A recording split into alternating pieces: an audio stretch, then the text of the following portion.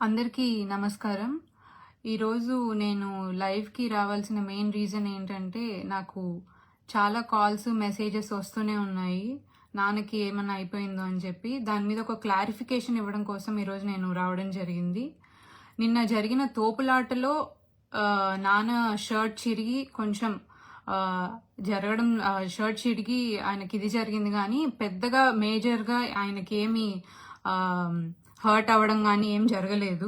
So just అదొకటి clarify చేద్దామని వచ్చాను. అండ్ ఇంకోటి ఏంటంటే, ఇప్పుడు భూమా నాగిరెడ్డి గారు చాలా పబ్లిక్ మీటింగ్స్లో చెప్పారు, ఏవి సుబ్బారెడ్డి నేను వేరు కాదని చెప్పి. అలాంటి వ్యక్తి అంటే చిన్నప్పటి నుంచి అఖిలాని పెంచి ఎత్తుకున్న వ్యక్తిని, ఒక తండ్రి స్థాయిలో ఉన్న వ్యక్తిని ఈరోజు ఆమె నిన్న దాడి చేయించింది. అది కూడా ప్రశాంతంగా 100 రోజుల నుంచి జరుగుతున్న యువగలం యాత్రలో ఇలాంటి అటాక్ చేయబట్టింది. కొంచెమన్నా ఆ బజారు మనిషి, ఆ దున్నపోతు మద్దూరు అఖిలప్రియకి కొంచెమైన బుద్ధుంటే, ఎలాంటి టైంలో ఏం చేయాలనేదన్నా ఆమెకి సెన్స్ ఉంటే అలాంటి చర్యలు చెయ్యదు. నిన్న అలాంటి అటాక్ జరగదు. ఇది ఫస్ట్ టైం జరిగిన అటాక్ కాదు మాకు. ఇప్పటికి మా మీద 2 అటాక్స్ జరిగినాయి. ఒకటి సైకిల్ యాత్ర, అది కూడా తెలుగుదేశం పార్టీ చేపట్టిన యాత్రలో పబ్లిక్ ప్రోగ్రామ్ లో ఆ అటాక్ జరగడం జరిగింది.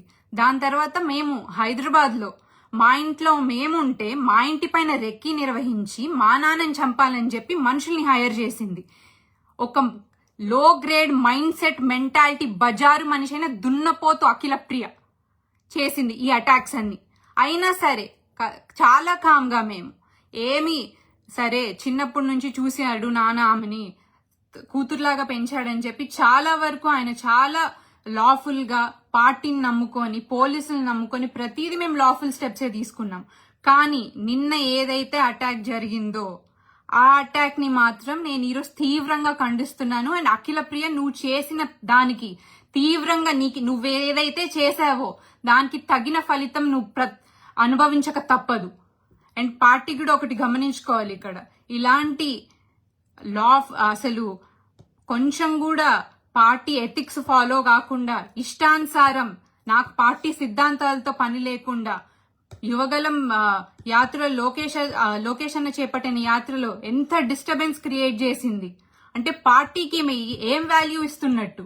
అదే మేము పార్టీ సిద్ధాంతాలు ఫాలో అయ్యి ఈ రోజుకి కూడా నిన్న జరిగిన అటాక్ గురించి నాన్న గాని మేము గాని ఏ ప్రెస్ మీట్ పెట్టలేదు. కేవలం లోకేష్ అన్న పాదయాత్ర గాని డిస్టర్బ్ అవుతుందని చెప్పి మేము ఒక్క ప్రెస్ మీట్ కూడా ఆయన ఈరోజు ఇవ్వడం జరగలేదు. అలాంటిది ఈ దున్నపోతూ ఇప్పుడు వచ్చి ఏం మాట్లాడుతుంది ఈ మద్దూరు అఖిలప్రియ. ఆయన హత్యాయతనం చేశారంట. కొంచెమన్నా బుద్ధుండి మాట్లాడుతున్నావా నువ్వు? అసలు తండ్రి స్థాయి వ్యక్తిని పట్టుకొని ఎలాంటి అలిగేషన్ చేయగలుగుతున్నావు నువ్వు? సరే, ఇప్పుడు నిన్నంతే జరిగింది యాత్రలో అటాక్, అంతా టీవీస్ లో వచ్చినాయి, అందరూ చూసినారు. సరే, నువ్వు ఏదైతే ఇప్పుడు అలిగేషన్ చేసినావో అది వస్తుందా? సరే, లేదు. ఒక ప్రూఫ్ అనేది నీ దగ్గర ఏది ఉండదు. దాని తర్వాత మీరు ఒకవేళ చూసిన ప్రతి ఒక్కరు కూడా యువగలం పాదయాత్ర లైవ్ ఉంటదండి తెలుగుదేశం పార్టీ పేజ్ లో. ప్రతి ఒక్కరు ఆ పేజ్కి వెళ్ళి లైవ్ ఒకసారి పెట్టుకొని చూడండి. బ్యాక్ ఫోర్త్ అసలు వాళ్ళిద్దరు నడుస్తున్నప్పుడు గాని ఎక్కడ గాని ఆ ఇన్సిడెంట్ ఎక్కడైనా జరిగిందా అనేది మీరు ప్రతి ఒక్కరు అబ్జర్వ్ చేసుకోండి. అసలు ఎక్కడా జరగదు అలాంటివి. బజారు మనిషి దిగజారింది. అలాంటి మాటలు దానికి తప్ప, ఆ బుర్ర దున్నపోతుకి తప్ప దేనికి రావు. ఈ రోజు నేను చెప్తున్నాను, ఆలగడ్డ నుంచి గాని నంద్యాల నుంచి గాని టికెట్ ఇస్తే, పార్టీ ఆదేశిస్తే నేను గాని మా నాన్న గాని పోటీ చేయడానికి సిద్ధంగా ఉన్నాము. అదే విధంగా అఖిలప్రియకి గాని టికెట్ వచ్చిందంటే దాని పతనంగానే మేము పనిచేస్తాము. ఆమెను ఓడగొట్టేందుకే నేను పనిచేస్తాను. పార్టీ కూడా ప్లీజ్ ఇవన్నీ కన్సిడర్ చేసుకోవాలి. ఇలాంటి బజారు మనిషిని, ఇలాంటి లో క్లాస్ మైండ్ సెట్ ఉన్న అమ్మాయిని జనాలు కూడా అస్సలు ఎంకరేజ్ చేయకూడదు. ఇలాంటి మహిళ మనకు ఆలగడ్డలో వెళ్ళి అసెంబ్లీలో రిప్రజెంటేటివ్ చేస్తుందా మనల్ని? ఏం చేస్తుంది? ఇలాంటి ప్రతి ఒక్కరు గమనించాలి. ప్రజలు గాని పార్టీ గాని ఇలాంటి వ్యక్తులను ఎంకరేజ్ చేయకూడదని చెప్పి నేను మనస్ఫూర్తిగా కోరుకుంటున్నాను. అఖిల ప్రియకు కూడా కంపల్సరీగా తగిన శాస్తి అనేది జరుగుతుంది.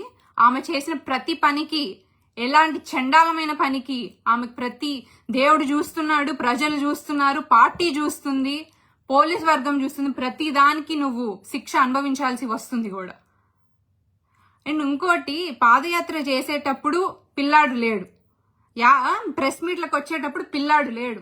ఇప్పుడు అరెస్ట్ చేసేటప్పుడు మాత్రం పిల్లాడు వస్తాడు సంఖకి. ఎందుకు? సింపతి. ఉమెన్ కార్డ్, ప్రతి దానికి ఉమెన్ కార్డ్ ఒకటి వాడుకొని నువ్వు ఇష్టానుసారం ఏదన్నా చేసుకోవచ్చని బరిదగించి తిరుగుతున్నావు. నువ్వు అసలు ఒక ఆడపిల్లగా పుట్టడం కూడా మేము ఉమెన్ అని చెప్పుకోవడానికి కూడా మాకు అసహ్యంగా ఉంది. అలాంటి ఒక నీచమైన బతుకుతున్నావు నువ్వు ఈరోజు. ఇంకొకసారి నేను చెప్తున్నాను, నువ్వేదైతే చేసావో దానికి తగిన శాస్తి నీకు కంపల్సరీగా జరుగుతుంది. నేను గాని, మా నాన్న గాని, ఏవి వర్గం గాని నీకు గాని టికెట్ ఇస్తే నిన్ను ఓడిచ్చే దిశలోనే మేము పనిచేస్తాము. అలాగే ఈరోజు చెప్తున్నాను, నాకు గాని మా నాన్నకు గాని పార్టీ ఆదేశిస్తే నేను డెఫినెట్ గా మా నాన్న గాని నేను గాని కంటెస్ట్ చేయడం జరుగుతుంది. ప్రజలు కూడా ఇవన్నీ గమనించుకోవాలని చెప్పి కోరుకుంటున్నాను. జస్ట్ నేను ఇదంతా క్లారిఫై చేయడం కోసం నాకు చాలా కాల్స్ వస్తున్నాయి, మెసేజెస్ వస్తున్నాయి అని చెప్పి నేను లైవ్ పెట్టడం జరిగింది. ఎందుకంటే మేము పార్టీ సిద్ధాంతాలన్నీ ఫాలో అవుతూ ఏ ప్రెస్ మీట్ కి పెట్టకూడదని చెప్పి నేను, మా నాన్నగారు కానీ అసలు ఇంతవరకు ప్రెస్ మీట్ పెట్టలేదు. బట్ నాకు వచ్చే మెసేజెస్ కి, కాల్స్ కి నేను ఈ వీడియోతో అంత క్లారిఫై చేయాలని చెప్పి నేను ఈ లైవ్ కి రావడం జరిగింది. Thank you.